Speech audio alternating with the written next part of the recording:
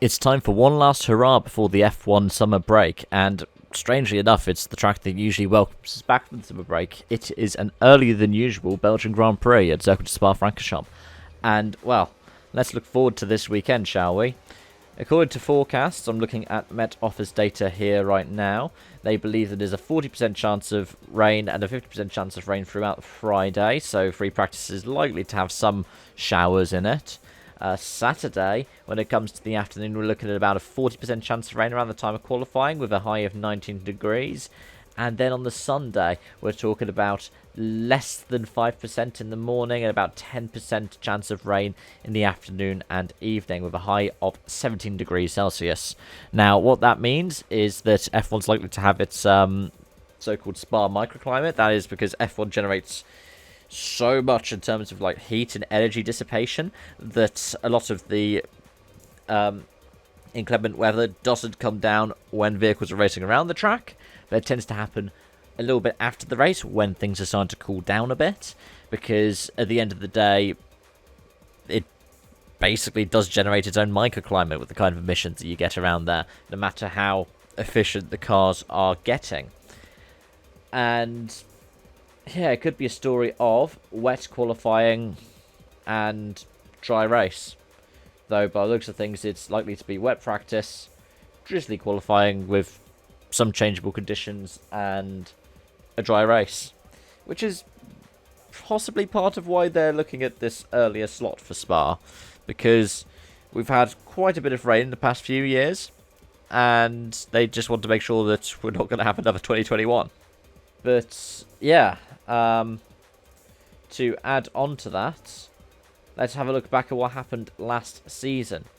Pole position was Carlos Sainz's. It was a 44.2, but the fastest lap of the race by Verstappen was a 49.3. So there's been quite a difference between what we get for the fastest lap in quali and the fastest in the race. And that was because Verstappen, who got a 43.6 in qualifying last season, had to start from 14th due to taking an engine penalty. That said, he did very quickly find his way back up the order and was leading after a couple of laps, wasn't he? Somebody who's going to be wanting to have a different set of fortunes compared to last season will be Sir Lewis Hamilton. Of course, he was out on lap 1 after contact with Fernando Alonso. And Alpine will be hoping they don't have lap 1 contact again this weekend. As for who to look out for, see if McLaren's good fortunes they've had the last 2 rounds are going to carry over. Thing is, with Spa, it's a very unique beast. It could bode well for Monza in a couple of races' time, but of course with the summer shutdown, we could see teams doing a bit of a reset over the next few weeks before we go to Monza, so that's not even necessarily guaranteed. But see if their form does continue, because Spa is very different to Silverstone, is very different to Hungaroring. All 3 of them are quite different tracks to each other.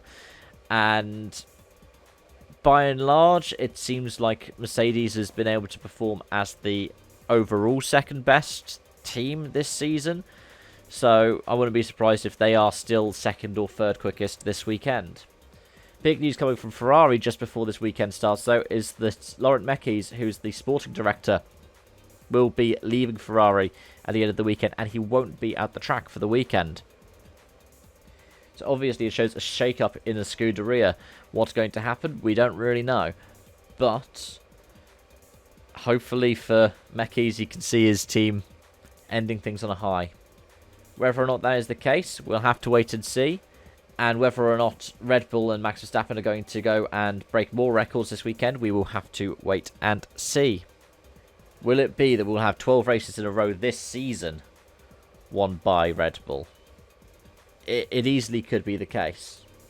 But, yeah, with us heading towards the halfway point of this season now, we've just hit the halfway point in terms of the calendar.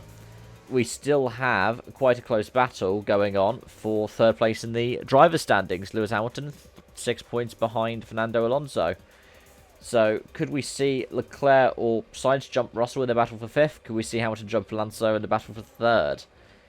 We'll have to wait and see. Let me know your thoughts in the comment section down below. Thank you so much for watching, and I hope to see you again soon. Bye for now.